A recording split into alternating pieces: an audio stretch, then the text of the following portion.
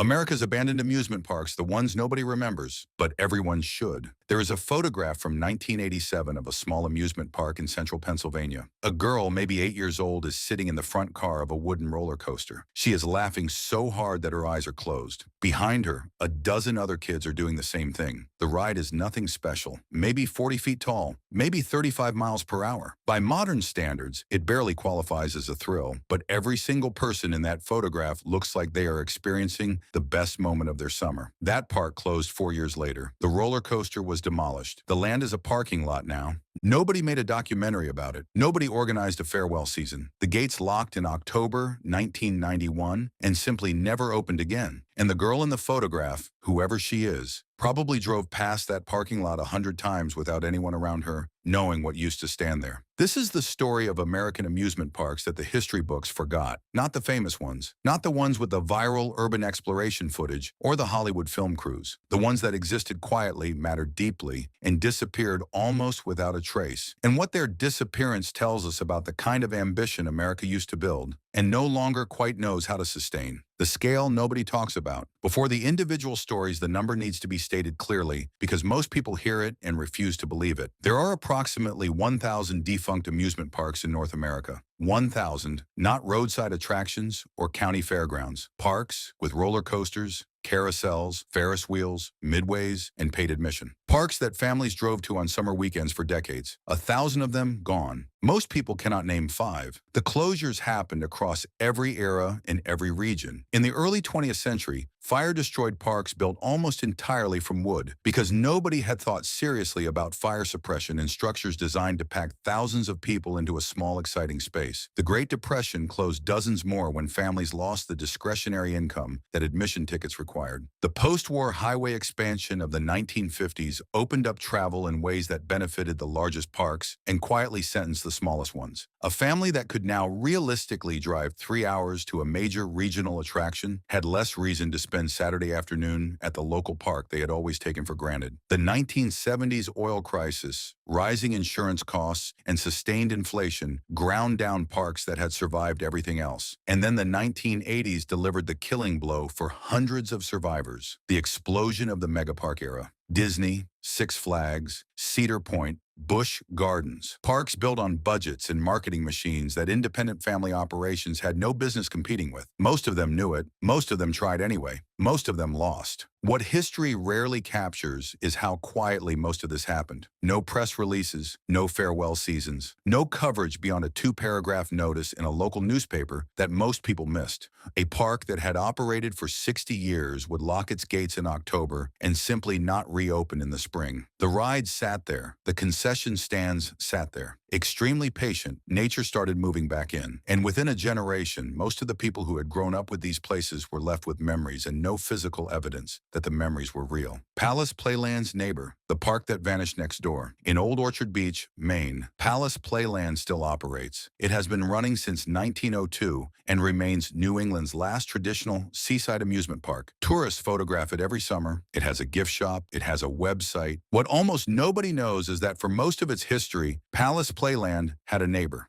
Seaside Park operated on adjacent land for decades, offering its own rides, its own midway, its own summer memories to generations of Maine families. The two parks existed side by side, serving the same seasonal crowds, competing gently for the same dollars. Then Seaside closed. The rides came down. The land was absorbed into the broader Old Orchard Beach commercial strip, and the park's existence faded so completely from public memory that most accounts of Palace Playland's history do not mention it at all. This is the pattern that repeats across American coastal and lakeside resort towns. Regional parks existed in clusters, serving the same populations, and when one closed, the other continued, absorbing some of the displaced audience, erasing the memory of the competition that had once shaped both. The surviving park becomes the whole story. The closed one becomes a footnote, then nothing. What Seaside Park represented was not unique. It was a business, and businesses close. But it was also a place where specific families had specific summer rituals. The ride they always rode first, the food they always ate. The argument about which park was better that structured every family vacation for 30 years. When the park closed, those rituals lost their location. The memories remained. The place that held them did not. Eudora Park, Youngstown. What happens when a city stops? To understand Edora Park, you first have to understand Youngstown, Ohio, in 1978. Edora had operated since 1899, a trolley park built at the end of a streetcar line to give the cars something to run to on weekends. Over 8 decades, it had evolved into a full regional attraction. 2 wooden roller coasters, a ballroom that hosted nationally touring acts, a carousel that became one of the most admired in the country, and rides that 3 generations of Youngstown families had grown up riding together. Then came Black Monday.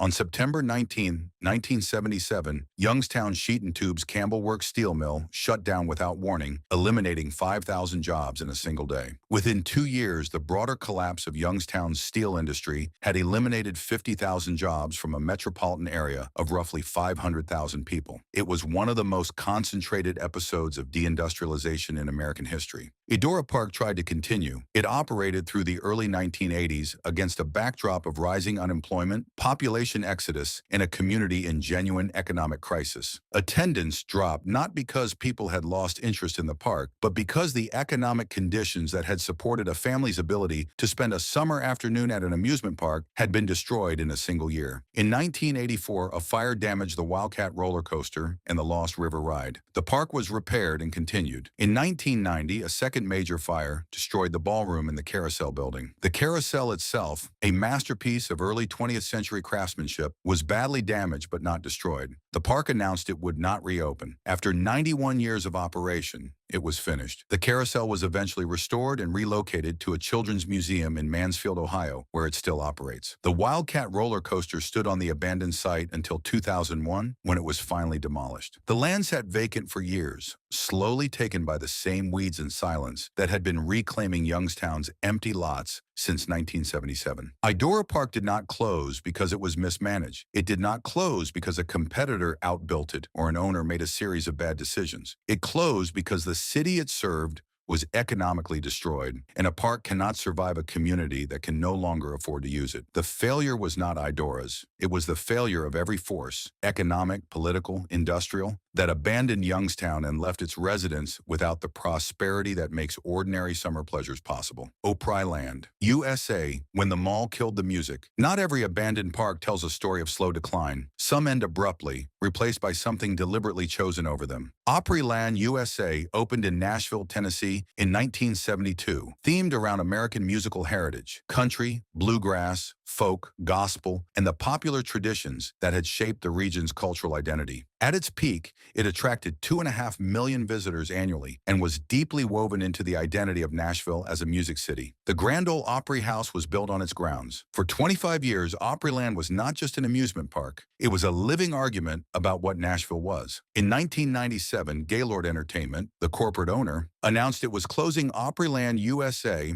and demolishing it to build a shopping mall. The Opry Mills Mall opened on the site in 2000. The public response was immediate and sustained. Petitions gathered hundreds of thousands of signatures. Local officials objected. Former performers spoke publicly about what the park had meant to Nashville's musical community. None of it changed the outcome. The rides were sold or scrapped. The themed musical venues were demolished. The park that had spent 25 years celebrating American musical heritage was replaced by a Rainforest Cafe and a Gap outlet. The Grand Ole Opry House survived because it was structurally separate and historically protected. Everything else went. Opryland's closure is different from every other story in this script because it was not caused by financial failure. The park was profitable. It was closed because corporate analysis determined that a mall on the same land would generate more revenue per square foot. That calculation was probably correct by the metrics it measured. What it did not measure, what no corporate analysis is designed to measure, was the specific, irreplaceable cultural function that Opryland had performed for a quarter century. You cannot put that in a spreadsheet, and so it did not appear in the decision. What killed them and what it means. Across 1,000 closed parks, the causes concentrate into patterns that go well beyond the amusement industry. Competition destroyed the parks that could not scale. The arrival of Disney World in 1971 reset public expectations for what a leisure experience should feel like, and every regional park that could not match that standard was quietly devalued in the public imagination. This is not a story about bad parks. Many of them were excellent. It is a story about how the arrival of something extraordinary makes the merely good feel inadequate, regardless of its actual quality. Economic fragility destroyed the parks that serve struggling communities. Edora is the most dramatic example, but it is not unique. Across the Rust Belt, the Gulf South, and rural Appalachia, parks that had served working-class communities for decades found that when the economic floor dropped away from those communities, it dropped away from them too. Parks are discretionary spending. In a genuine economic crisis, discretionary spending is the first thing to go. Corporate ownership destroyed the parks that families had built. The pattern across dozens of closures is nearly identical. A family operation sold to a regional company, sold again to a national conglomerate, managed by people with no roots in the community it served, analyzed as an asset rather than an institution, and eventually closed or demolished when the numbers stopped making sense to people who never loved it. The Ottaway family built Joyland around a train they had hauled to county fairs for 16 years. The corporation that eventually controlled it saw a liability.